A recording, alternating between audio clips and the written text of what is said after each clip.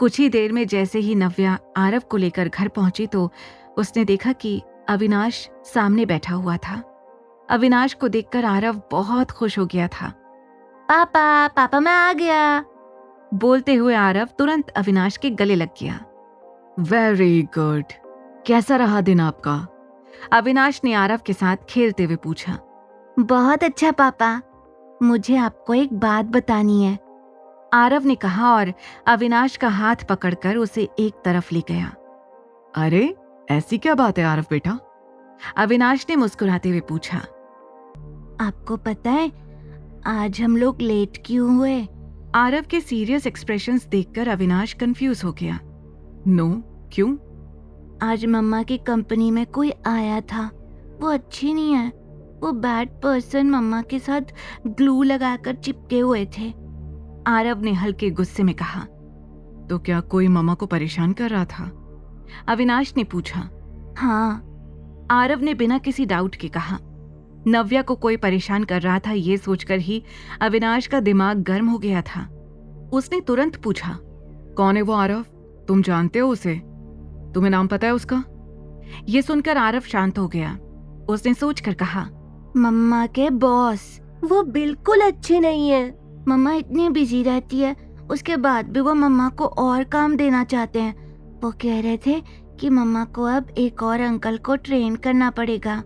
He is a bad boss, I don't like him. Avinash मन ही मन गुस्से में सोच रहा था कि विशाल नव्या को फिर से परेशान करने लग गया है। उसे अच्छे से पता था कि विशाल ऐसा इंसान है जो अपनी फितरत कभी नहीं छोड़ता। उस रात मैंशन में डिनर के बाद अविनाश अपने स्टडी रूम में चला गया क्योंकि उसे ऑफिस का कुछ काम खत्म करना था। काम करने के बाद अविनाश ने शशांक को कॉल किया और उसे घर बुला लिया। शशांक सोने ही जा रहा था लेकिन अविनाश का कॉल वो किसी भी टाइम अवॉइड नहीं कर सकता था। उसे पता था कि अगर अविनाश ने इस वक्त उसे बुलाया तो जरूर कोई इंपॉर्टेंट काम होगा। मैंशन पहुंचते ही वो सीधे स्टडी रूम में गया। सर, आपने इस वक्त बुलाया? शशांक ने पूछा। उसे डर था कि कहीं उससे कोई गलती तो नहीं हो गई जिसकी वजह से अविनाश ने उसे यहाँ बुलाया है। शशांक, मैंने सुना है कि स्टार एंटरटेनमेंट में एक इम्पॉर्टेंट इन्वेस्टमेंट प्रोजेक्ट चल रहा है।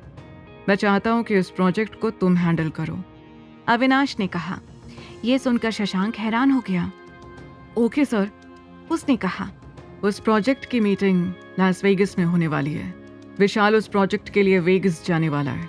तुम्हें यह कोशिश करनी है कि विशाल कम से कम 1 महीने के लिए यहाँ से दूर रहे। ओके, बस इतना ही? शशांक ने कहा। क्यों, ये काफी नहीं है? No sir, I meant okay, will do that, Shashank ने लड़खड़ाते हुए कहा। उसे लग रहा था कि अविनाश ने इस छोटे से काम के लिए उसे यहाँ बुलाया था। इस काम को जल्दी करो, you can leave now, Avinash ने सीरियस टोन में कहा। शशांक वहां से निकल तो गया था लेकिन वो बस यही सोच रहा था कि अविनाश कब से विशाल की बिजनेस ट्रिप्स में इंटरेस्ट लेने लगा। उसे समझ नहीं आ रहा था कि अविनाश ये सब क्यों कर रहा था। शशांक ने तुरंत विशाल की बिजनेस ट्रिप अरेंज करनी शुरू कर दी। अगली सुबह नव्या ऑफिस जाने के लिए कुछ खास खुश नहीं थी। उससे ऑफिस में अब विशाल और नहीं झेला जा रहा था। उसकी मुसीबत तो तब बढ़ गई जब विशाल उसे साथ में लंच करने के लिए फोर्स करने लगा। वो ऑफिस पहुंची तो हर जगह विशाल से बचती हुई अंदर जा रही थी। वो हर जगह देखती हुई बस यही सोच रही थी कि कहीं उसे विशाल न मिल जाए। वो अपने कैबिन में जाकर बैठी ही थी कि तभी विशाल का असिस्टेंट नव्या के कैबिन में आया और कुछ डॉक्यूमेंट्स साइन करते हुए बोला, विशाल सर ने मेरी लाइफ डिफिकल्ट बना दी है। वो 1 महीने के लिए बिजनेस ट्रिप पर गए हैं और मुझे इस बारे में आज पता चला। इतना सारा काम मेरे सिर पर डालकर सर चले गए। यह सुनते ही नव्या का चेहरा चमक उठा। विशाल 1 महीने के लिए बाहर ट्रिप पर? रियली? हाँ, दैट्स ट्रू।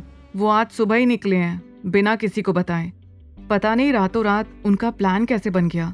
आगे की कहानी जानने के लिए देखें अगला एपिसोड सिर्फ पॉकेट FM के YouTube चैनल पर और द रिटर्न के सारे एपिसोड्स को सुनने के लिए डिस्क्रिप्शन में दी लिंक से डाउनलोड करें पॉकेट FM ऐप।